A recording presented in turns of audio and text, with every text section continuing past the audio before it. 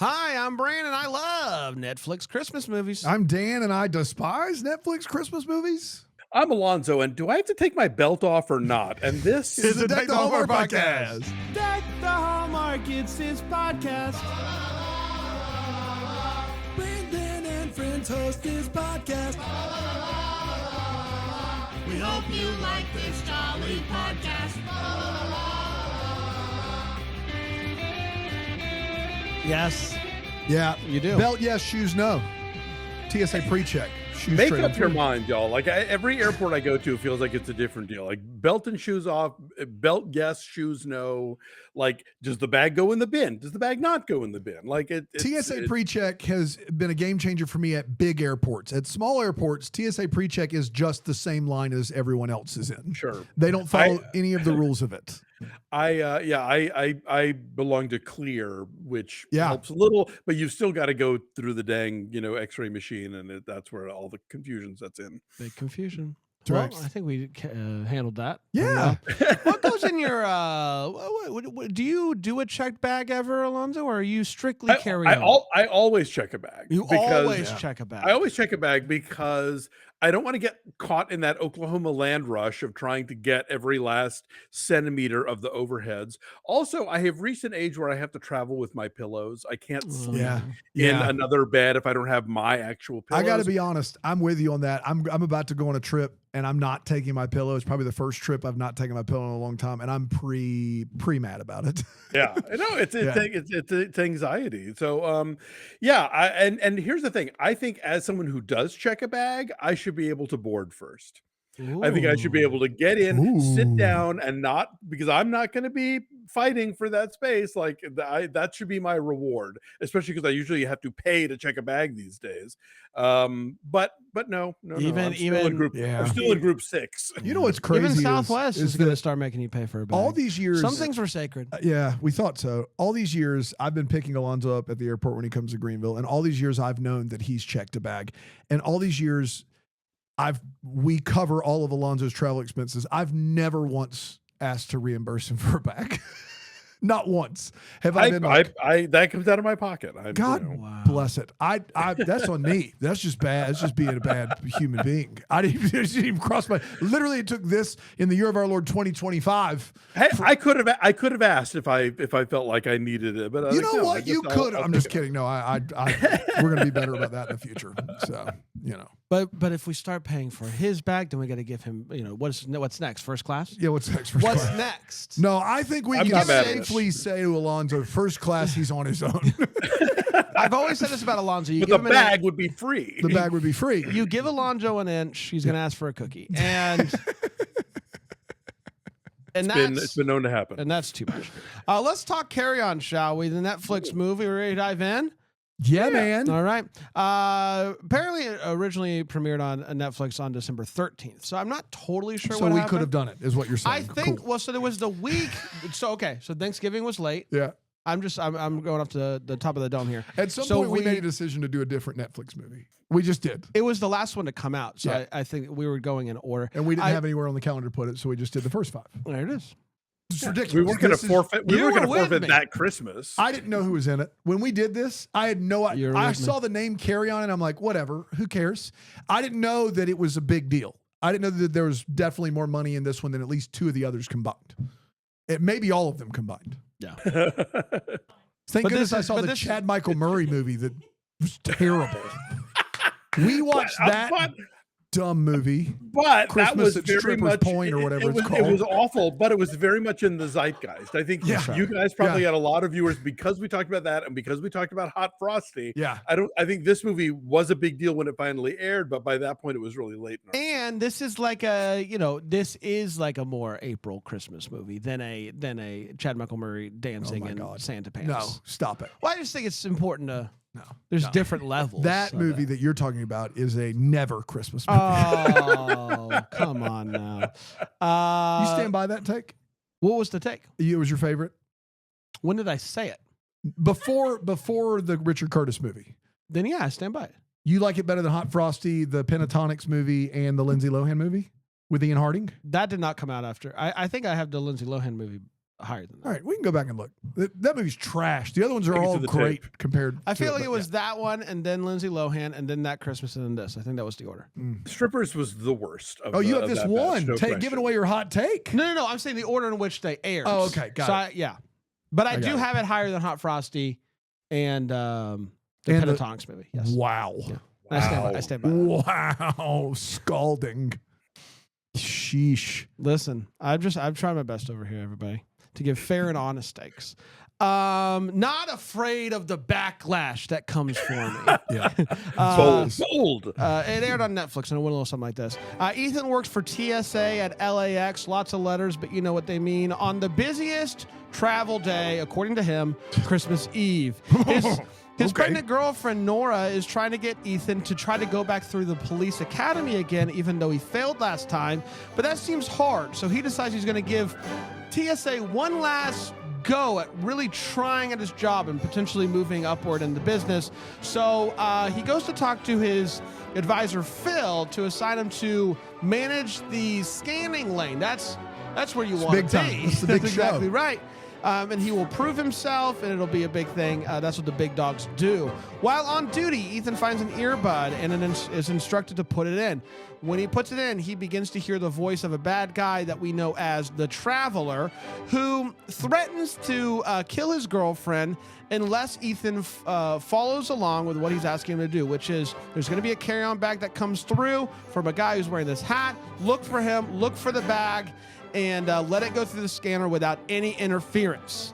The Traveler's accomplice, known as the Watcher, is going to be monitoring the situation through the cameras. So if you try to make a move, we're going to know that you're doing it. So no funny business.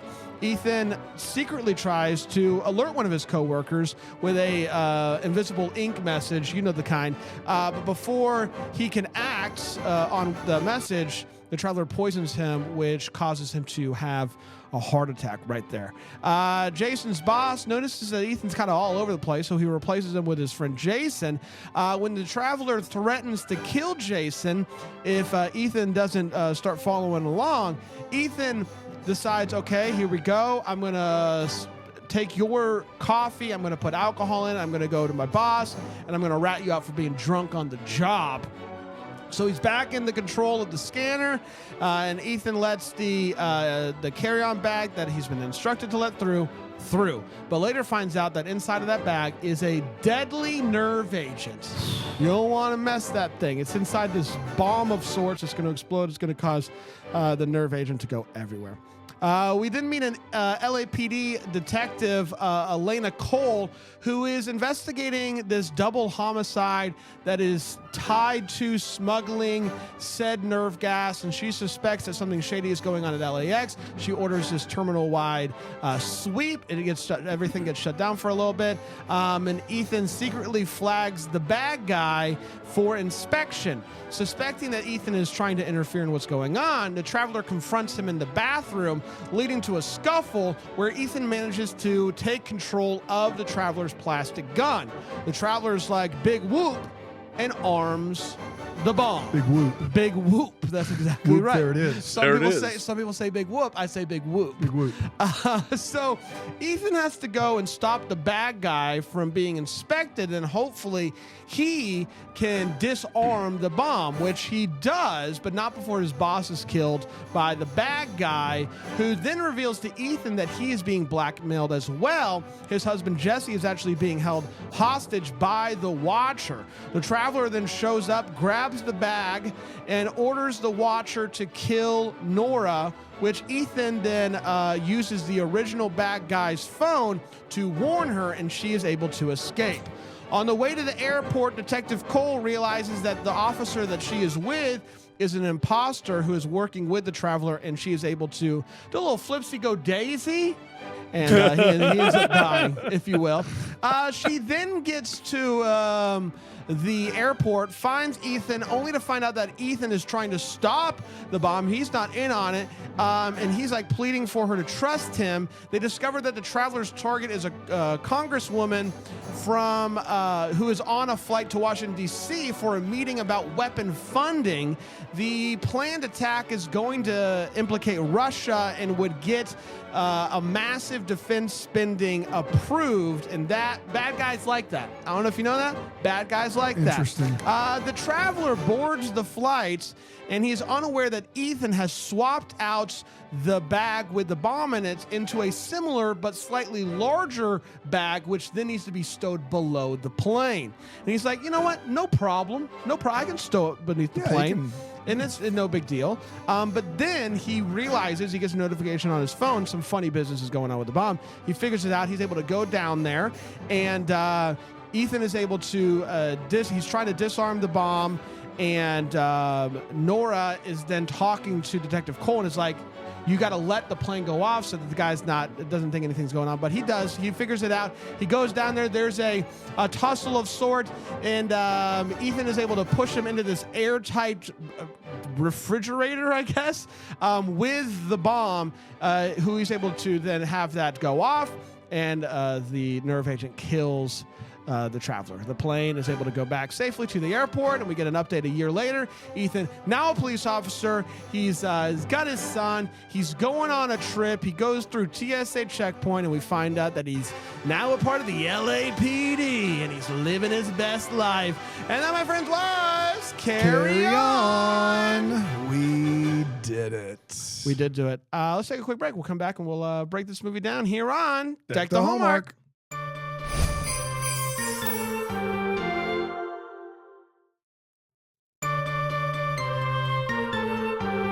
Welcome back, everybody. We're talking Carry On today, a little Christmas action flick. Who doesn't love those?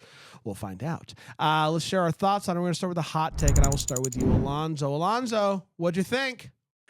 So this is directed by my Spanish countryman, Jaume Serra, who directed a lot of my favorite fun, dumb Liam Neeson movies. Yeah. Including the one on the plane, Nonstop. But he also, I'm trying to save it.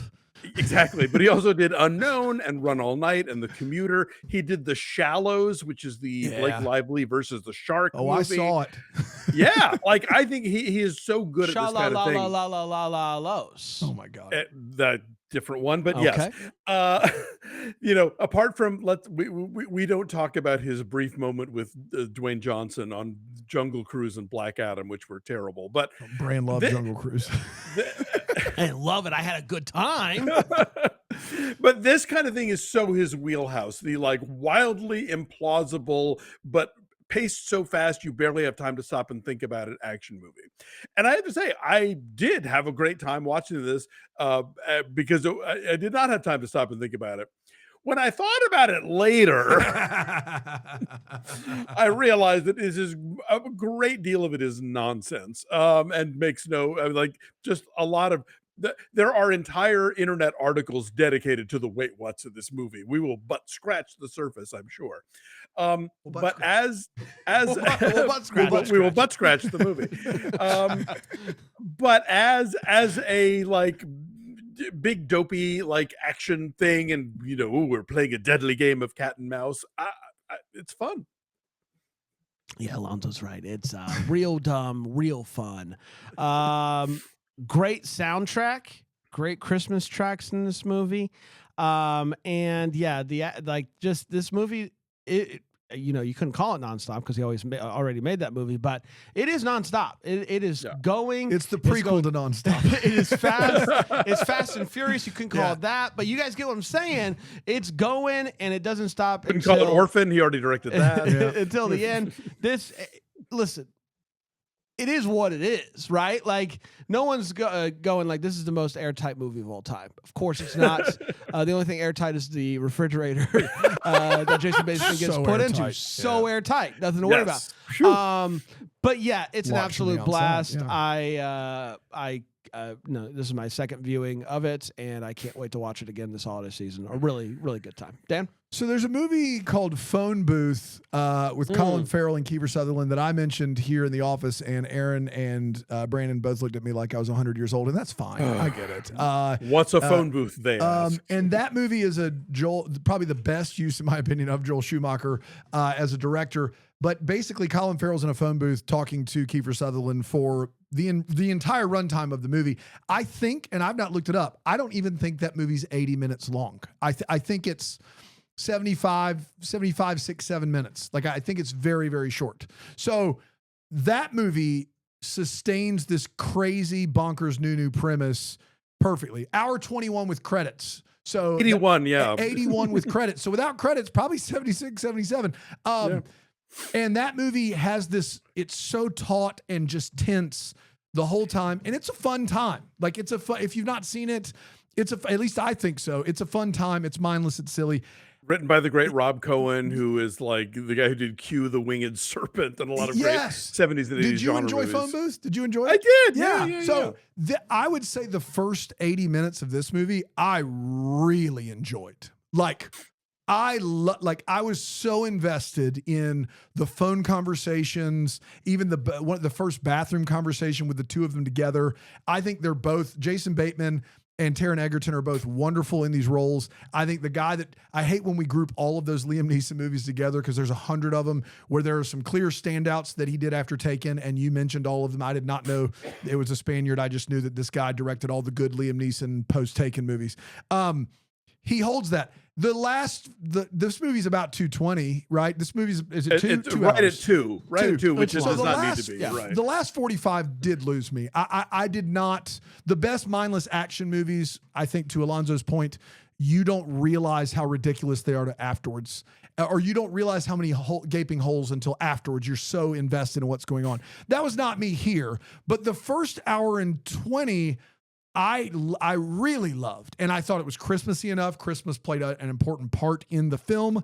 I thought both of these actors were great, and the tension of, is this bag going to get through this guy's line, could have been its own phone booth movie. As soon as I didn't care if I ever found out what was in the bag. It could have been it could have been a MacGuffin. I could have been just fine with it being, this is the movie. Is this him trying to get this bag for nefarious reasons through this guy's line? And I think it would be like a 5-star watch it every year experience. As it stands, still had a fun time.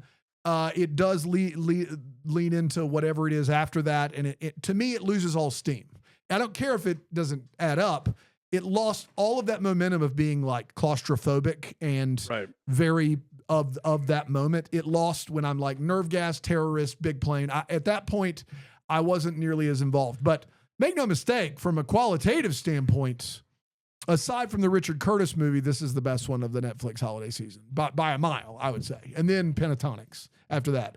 And then Lindsay Lohan, Ian Harding, and then Hot Frosty, and never to speak again of the Chad Michael Murray film that I called Christmas at Stripper's Point. I don't know the name of it. It's just Chad Michael Murray with a shirt off. Just grow up, Dan. That's the problem. That's what it was. Gosh. Yeah, the pants stay on. Yeah, that is the big problem with that stripper movie. That's right. Let's get to the feels of this one. You got any feels, Alonso?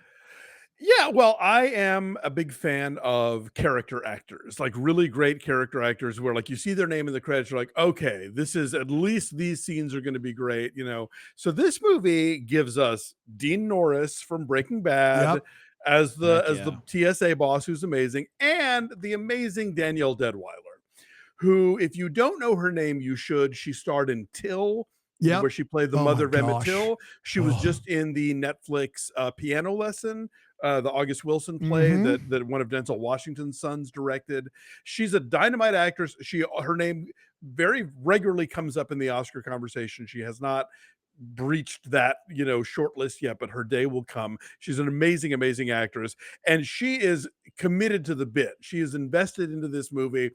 And gets the wackiest sequence where she decides that the best time to confront a guy who is an imposter is while he is driving a car into LAX rather than wait for them to be, I don't know, stopped. No, Flipsy-go daisy. It's always an option. It always turns out well. Total upsy-go daisy. So many different ways she could have done that that weren't the way she did it. But anyway, she's amazing. So I was thrilled to see her. And then also, I did not know before this movie that peppermint ho-hos are a thing. I've never had one, but I'm in. I haven't had one either, but this Christmas I'm going to keep an eye out because like Little Debbie, sometimes I find them locally, sometimes I don't. I'm not blessed to live in the South these days. But but if I can't find a peppermint ho-ho, what are we even doing? I have to be honest with you really quick, Alonso. I'm so used to you saying names that I don't recognize. When you said peppermint ho-ho, I thought it was an actor for a minute. And I was like, I'm not to be outdone by Dean Norris. Peppermint ho-ho in this movie? I'm not familiar with their work. All the Please ho-ho welcome heads. to the stage, Peppermint ho-ho. That actually was a character from the Chad Michael Murray stripper Yes, movie. peppermint ho-ho. Yeah. So yeah, no, not. I will say this: there's so many Little Debbie options in Greenville. Like at the Publix where I shop, there's an end cap that just says the Little Debbie seasonals, and I feel like it changes every week. I went to a Publix there right after the marathon, and it was just like this ziggurat of Little Debbie holiday products. I'm like, yes, please. We don't smoke ziggurats anymore. I should. bad for your lungs. Next time, I'm bringing an empty suitcase with me just Check so I in can. A second bag. You can pay for that one yourself.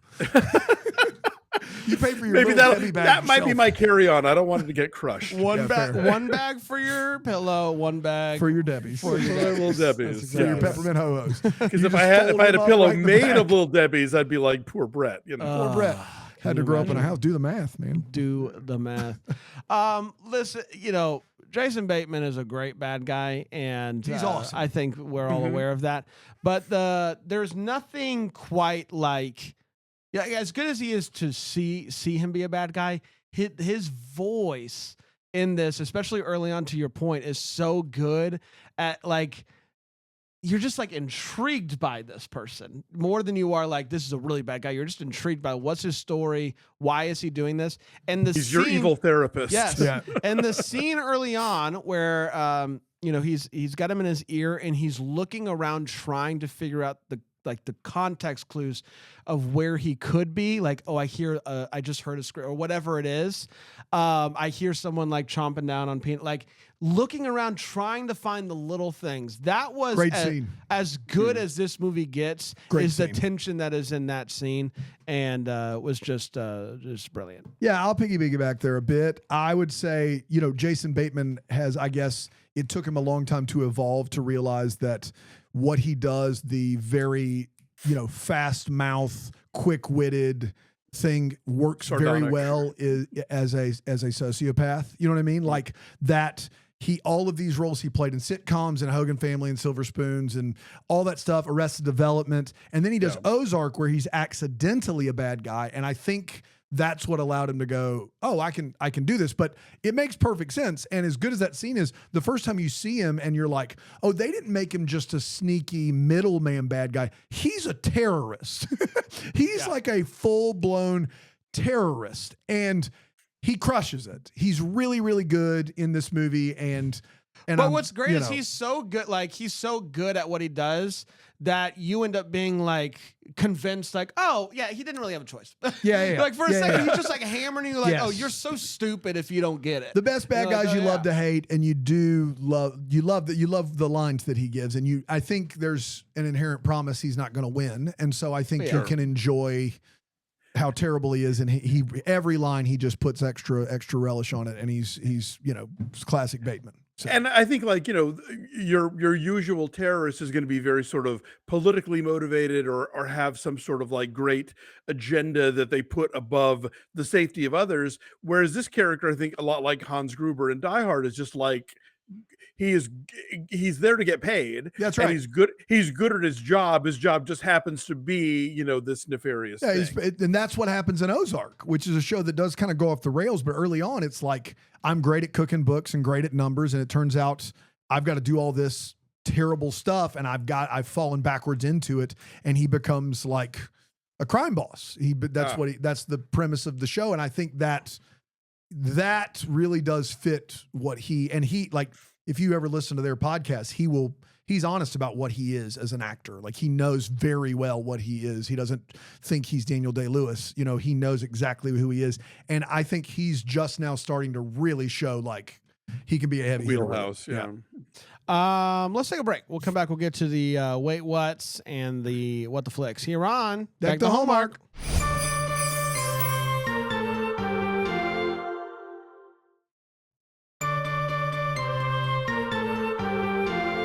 Similar arc for Peppermint Ho-Ho's, like Yeah, realizing That's right. kind of like this is who I am. This and is who being I am. comfortable with that. That's right. This is the flavor I bring. It's flavor I bring. 100%, if you will. Do the math. And I will. That was the chandelier in Brett's house. Wow. Peppermint Ho-Ho's. Amazing. That explains a lot. Yeah. It's time for the Wait What. It's where we talk about what in this movie made us go, what? I'll start with you, Alonso. Yeah, seriously. Like, this is one of those movies where go to the Goofs page on my God. IMDb Yeah. and pack a lunch. This is just the stuff that leapt out at me. Okay, very, very early scene. Jason Bateman, shows up at the nursery where the Russians are, tosses a bag of money at the guy, and then the guy dies. And how?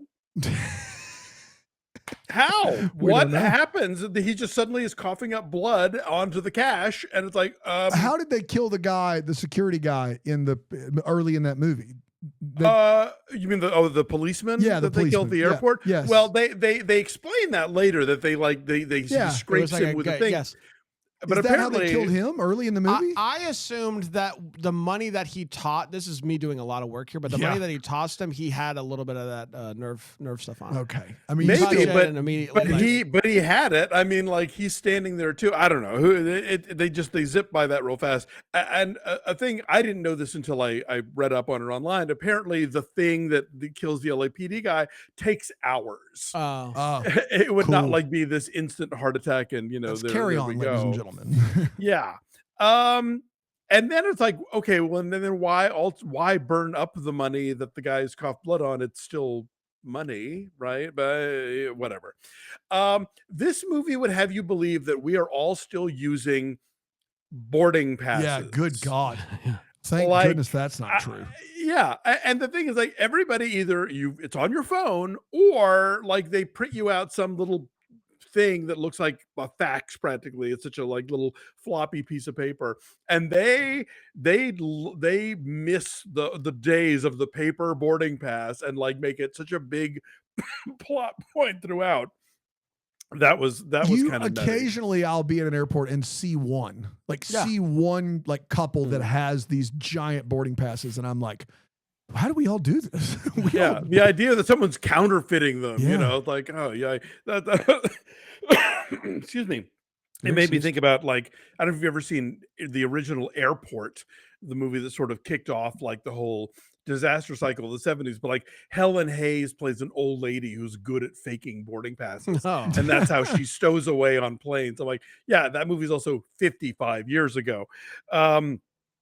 Is Danielle Deadwyler good at her job? It's a great question. I'm not sure. We're led to believe she's the best at her job, but I think there's a lot of evidence to the contrary. Yeah, like, I think a case could be made that maybe not. Like, there's some choices there that are definitely questionable. And then the other one, take it to the tape, because this one is kind of hilarious.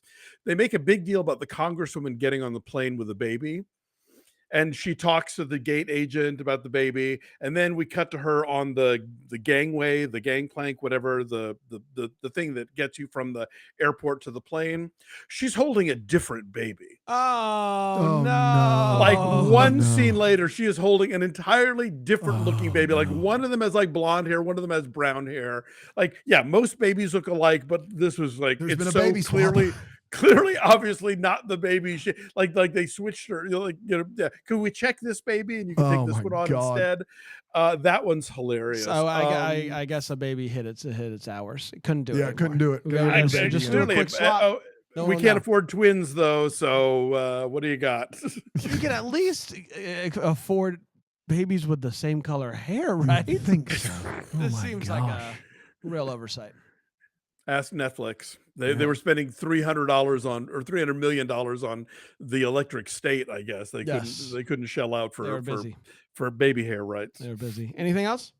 I mean, there's tons more, but Sure. I'll let y'all get at them. Dan, you and I mean, I think this will speak to your soul too. As somebody who, we've been lucky enough to live and work really close in proximity. Yeah, man. And we're about to move a little bit further than we've ever been. That's right. Before, as far as 9 or 10 minute drive goes. to the office. It sucks. I don't know how he does it every day.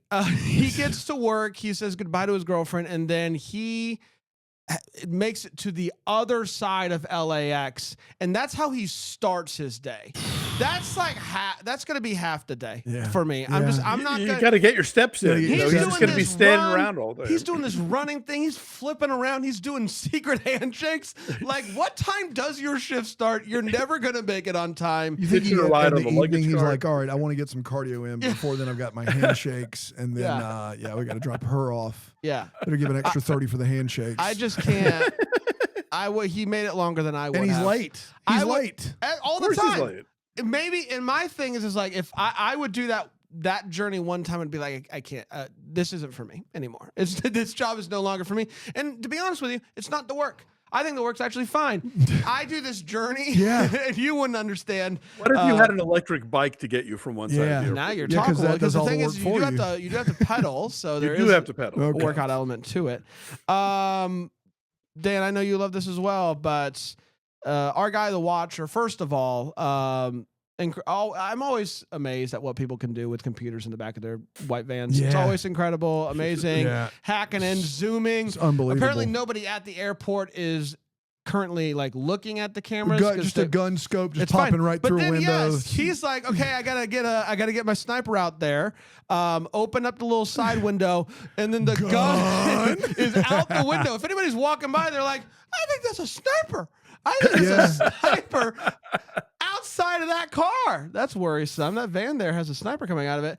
And I know planes are loud. You know, sometimes you're sitting there and you're like, it's loud.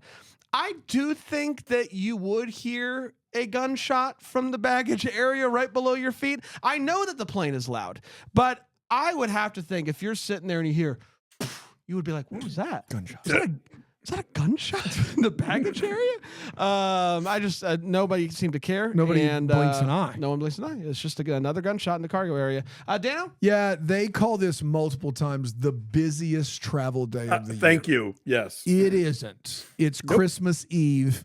That distinction is held by the Sunday after Thanksgiving, and Christmas Eve isn't second or third or fourth. It isn't. But here's the thing is, if it is, LAX traffic is crushing it. They are smooth sailing. If it's the busiest travel day of the year, why are there no cars driving anywhere aside from when we need them to drive places? Like it can't be both.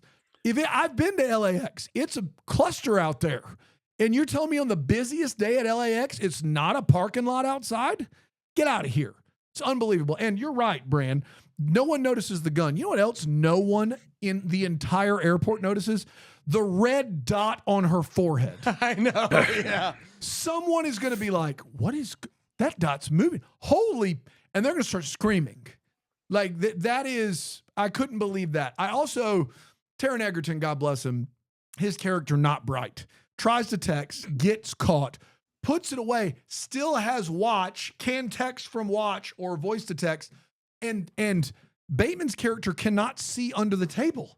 Why is he out here doing this? Like, just put that watch under the table, and we're all good to go here. This next one, I am well aware makes me look like a terrible human being. I'm well aware of that. While Bateman is talking to Egerton, Taron Egerton is being so inefficient to people trying to get through the airport.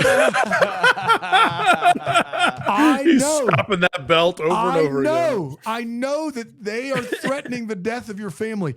People have places to be. I have put myself Do your job. I was the next guy in line when he stopped the belt, and I was like, this son of a bitch. I could have gone to any line here. Oh, man. It was driving me nuts. Like, just keep the belt running for the love of everything good and decent. I also got a huge kick out of Egerton finally gets the upper hand on Bateman, and he pulls a taser out on him. And I immediately was like, tase him. Like, but he doesn't, and so Bateman gets to tell him why he shouldn't tase him. It reminds me of, you remember the movie The Box with Cameron Diaz, where they were like, you can press this button and you get like $1 million, but somebody dies somewhere, basically. Someone you don't know. Someone you don't know dies. And there was a YouTube video, that was the early days of YouTube, where this guy goes, if you press this button, you get $1 million, and the person goes, and just presses it. And the guy's like, what the? You can't do that. And you're like, yes, I can. I just did. But you didn't hear the rules. As soon as you pull taser out on terrorist, you don't go, you're going to want to hear this. You just go, wham. Because whatever he's about to say, he cannot implement if he is tased. You just go, pop, you got him. You got him. It's done. You tased him. They didn't do that. I do love, shout out to the TSA that does wonderful job with a bunch of people who are complaining like I am about how slow it is to move through the line. But not shout out to the guy who's trying to hand out his mixtape while actively working. And then he says, I'll stall this guy for you. He stalls him for a second and a half. He's the most useless character in this. He is supposed to be keeping our airport safe, and he's like, have you heard my latest tracks? The grind don't stop. Stop it. Grind don't Just stop it, please. And then lastly, and this was a huge one, the last line of this movie, we have a lot of British actors that play American people in the movies, and they do a great job. Taron Egerton, completely believable as a guy from the States until in the last line of the movie, he looks at the agent and he goes, Happy Christmas. That's a callback, though. At the very beginning of the movie, he talks about why don't Americans say Happy Christmas when the British? Why is he as an American complaining about that? He just likes the way it sounds. I don't know. Okay, but I didn't know it was a callback. I up. must have missed that earlier because I was just like, why would they do this with a British actor when I'm fully? You would never say that. You'd never say that. Pip pip. We already fought the Revolutionary War. We don't need Happy Christmas over here. Yeah, that's what that war was That's about. right. That's amazing. That T, I think. It's time for What the Flicks. I think all the Republicans are against Happy Christmas. It's time for us to talk about any questions that we still have that we'd like answers to. Alonso? I mean, the idea that this movie's happy ending is that he's now a member of the LAPD. Got him. Yeah, that's tough. I mean, could he be in the fire department? We all like them. I don't know. You joined a force historically known for good, upstanding behavior. Yeah, all above board. A journey happens between our main character and his buddy that he got fired. Yes. Because at the end of they were buddies. You got me fired for the whole thing. A year later, we're going on vacation together. And like, I'm sure that when you find out, oh, I got you fired because I was trying to save the day, you're like, I understand. I totally get it. But like, they're going on vacation together. That's right. And so that's like another level of friendship that I wasn't aware that they had. They're to begin with. BFFs. They're BFFs. That's not what I gathered from them early in the movie. They are going on trips together. Yeah. And so like, I just need the movie about their friendship because it seems like that year. Yes. They've really gone on a journey together. And I'd like to see it. I guess he did save that dude's entire family. 100%. So, kick-started some Yes. intimacy there. Yeah, I have to have a full spreadsheet map, not to be Brian Harold, of how in the world Jason Bateman's character was talking to both of those people all movie. So the whole movie, he's talking to Taron Egerton. And then the guy in the red hat who has the carry-on, we find out later that Jason Bateman has also been talking to him throughout the film. And I guess it's possible, for him to have done all that. Is it less probable than the rest of this movie? I think so. Like, he's somehow always where he needs to be.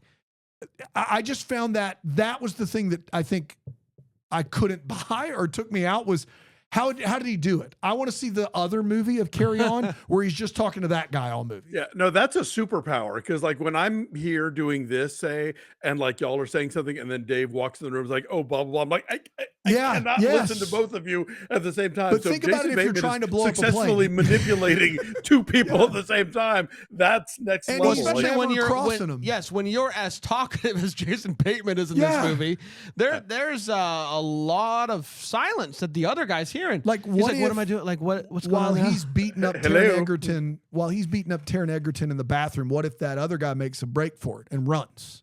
Right. Like all of this is predicated upon they don't know that the other one knows. Right, because the watcher is there's only one watcher. That's right. So the watcher's also It's a having to watch. 2-man operation. It really is about a 12-man Yeah, operation. yeah. So And there's it's that thing where, like, you know, when you have 2 calls coming in at the same time, Yeah, back on an yeah. old phone, like you always know exactly who you're talking to. Like he never messes it tells up. the wrong thing to the wrong That's person. the most improbable part of this whole movie. Yeah. Not that fridge, that refrigerator that is just made of Gorilla Glass. And it's got just they fantastic. got it down there just in case. Just in case they have you can lock it from the We outside. always It's have it ready perfect. to Yeah, go. yeah, of No course. problem. And also, we didn't really talk about this, but you and I had a conversation. I don't even remember why it was about. Can you get to the baggage from the Outside of the plane. from up there From the main cabin?